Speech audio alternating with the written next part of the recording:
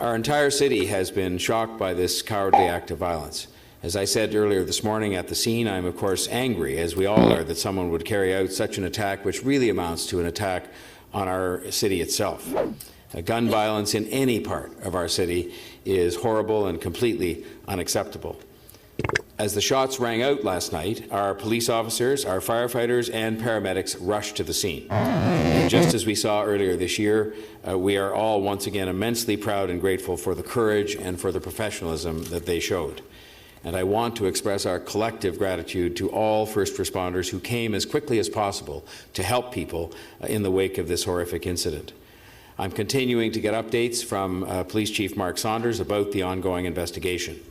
I could see for myself at the scene, where I was joined by Councillors Fragadakis and Fletcher, that every possible effort was being made by our very capable police service so as to determine as quickly as possible what happened and why.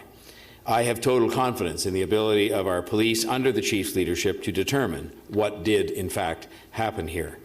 I want to publicly thank as well Premier Doug Ford and Federal Minister Bill Blair, who were both immediately in touch to offer condolences as well as to offer any assistance that Toronto might require. In times of such horror, it is good to know that Toronto is not alone, and Toronto will never be alone, and most important of all, that the people of Toronto will never be alone. While our city will always be resilient in the face of such attacks, it does not mean such a terrible act committed against our residents is any less painful. This is an attack against innocent families and against our entire city. This is a tragedy, another tragedy in our city this year.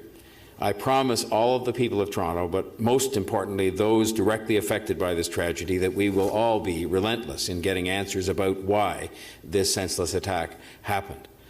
I've said for some time that the city has a gun problem. In my opinion, I would say we have a diversity problem. And that guns are far too readily available to far too many people. It is something I spoke about very directly at a federal government conference held late last year on acts of violence. As I've said repeatedly, this is an international problem and this is a domestic problem. There are far too many people carrying around guns in our city and our region who should not have them. You've heard me ask the question of why anybody would need to buy 10 or 20 guns, which they can lawfully do under the present laws. And that leads to another question we need to discuss.